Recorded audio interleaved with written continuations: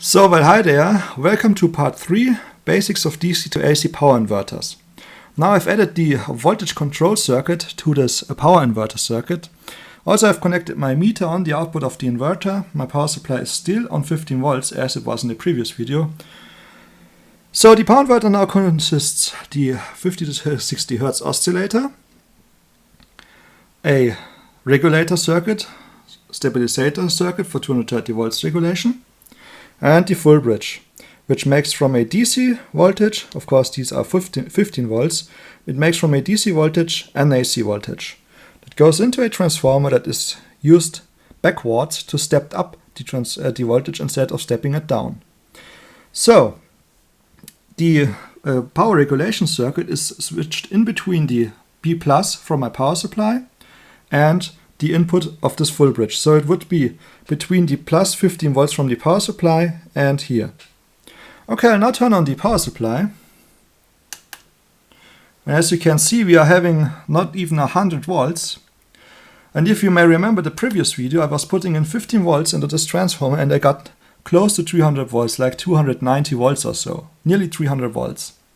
I'll turn on the power supply again and I'll tell you why it doesn't work. Well, there you can see the potentiometer, and that's the feedback, because the output from the transformer is connected to the input of this sense circuit. And now if I'm turning on the potentiometer, I can increase the output voltage. So watch this, I'll turn the potentiometer as you can see. As you can see, the output voltage is rising. Now we are 150 volts, we have 150. Now we have around 200 volts and now we have around 230. So as you can see, I'm putting in 15 volts and this circuit here stabilizes the voltage to around 230 volts, or 226, so I don't know exactly what that is, but it's around 225 and 230, somewhere in that range. Now I connect my light bulb and yep, the voltage will drop. It's pretty bright now, and as you can see, the voltage has dropped to like 215. Why does it do that? Well, basically, I said this device is stabilizing the voltage. But now it's dropping. Why is it doing this? Well, since I'm connecting the light bulb on the output of this transformer, the current consumption from the power supply increases. We have some quite thin wires here. We have the resistance from each one of the MOSFETs, so either this one and this one, or this one and this one. So we have two resistors that add up like they are adding to each other. And on my construction, you can see I'm also using quite thin wires to connect the MOSFETs to each other, since this is only a demonstration circuit. Here we have another thin wires, and there they are all adding up like a resistor. These are adding up like there is a resistor, and here is resistor everywhere, in the wires and the MOSFETs. So that's why the voltage is dropping that much. I haven't tested that, but I'll attempt to increase the voltage. I have to look, there's a capacitor. This one there is worrying me a little bit, because this is only rated at 16 volts. I'm going like 15.7, and I hope this won't pop. Well, if it pops, I got it at least on camera. So I'm 15.7 volts, and this one can handle 16 volts. Let's feel if it's warm. No, it's cold, so it's alright. Okay, I'll turn on the inverter again. And as you can see, also the voltage has changed. It's more voltage now. And this is something I will eventually, if I find time today, explain in another chapter, because there's something about this voltage stabilizing circuit. Now I'm powering the oscillator from a power supply that has 12 volts, and I'm powering the power part of this inverter from another power supply. But of course you want to power everything from wrong single supply, like from a car battery. And there's the problem with this regulation circuit. If the car battery is full, you adjust it to like 230 volts. But meanwhile the car battery is draining and the voltage is dropping due to the load of the inverter. This voltage will change, it won't be stabilized. And so what you would have to do is you would need another DC power supply that you have to switch before the control circuit. These two are the control circuits, and keep the power part alone. Then it would work. So even if the voltage would drop, it would work. And as you can see, I've increased the voltage, and it had as a result also an increasing voltage in there. So I'll now attempt, if there is a little bit less voltage change, if I now connect the load, since I'm putting in more power. So I'm adjusting it round about where it was before. Now I'll connect the light bulb again. Yeah, and I'm not sure if it is the same as before, but I think it's a little bit more. And also, as you can see, the light bulb is really bright. So if you compare it to the first chapter, I think you can see what I mean with the difference in brightness in the light bulb, or from the light bulb. So that's pretty much the inverter circuit with a full bridge, and this is more or less a completely full usable inverter. Of course, this circuit, this regulation circuit, might need some tweaking, and you won't build it like this with these thin wires. One thing that is very important if you build power inverters: use thick wires.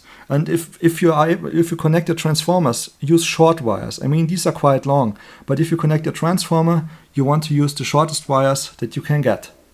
Okay, that was part 3, DC to AC power inverter basics. Building a DC to AC power inverter using a full bridge and an oscillator. Oh wait, I forgot to show you something. That's important. That's what I wanted to say before. So, I'll now connect the load, or at least I attempt to connect the load. Would be cool if it had contact. No, it of course doesn't. Come on. Sparky. Okay, as you can see now the light bulb is connected, and I will do that short because these MOSFETs, let's see if they are getting warm. We are drawing 1.7 amps. No, they are stone cold. But still I don't want to run them too long because eventually they might heat up suddenly. And this here, these are two potentiometers. This one controls the frequency, and this one controls the duty cycle, this 50% duty cycle. As I said, you want to have Q1 and Q2 inverted, and you want to have them at 50%. Now I'll show you what happens if you are getting them uneven, like if you are getting Q1 70% on and Q2 30% on. So they aren't equal anymore, and I will show that for a short time because I think these MOSFETs might then heat up very quick. Because you don't want to do that. Currently it's adjusted to 50%, but now intentionally unadjusted. So watch the current. You won't see that I'm turning the potentiometer, so watch the current. Now I'm turning the potentiometer for the 50-50 cycle. As you can see, the current is increasing very much. I got over 2 amps. Now you can't hear it on camera, but the transformer is sounding then like as if there was something rattling in there. So if this is not equal, I doubt you could hear it on camera, but I could hear it. It sounded like as if there was something rattling in there. And I will try that. No, they are still stone cold. But if you would run if you would run that for a while, then one, for example, this and this would get hot, and this would stay cold, because this one has more work or whatever than the other one. So always adjust this one to 50%. There are different ways to align it to 50%. You can take a meter that has the ability to measure duty cycle, and then you can connect it on one of these outputs, and then you align this potentiometer here for 50%.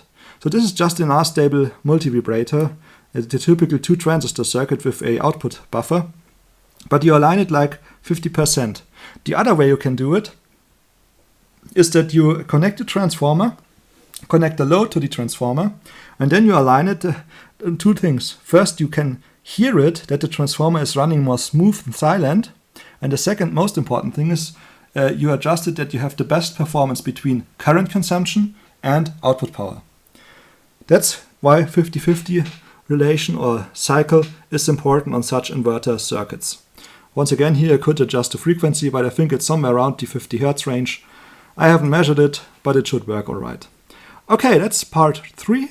Now finally, that's part 3 about power inverters, 50 Hz oscillator, full bridge for converting the DC to AC, voltage control circuit that measures the output voltage and regulates the power that goes to the full bridge. And there you have it, a complete DC to AC power inverter.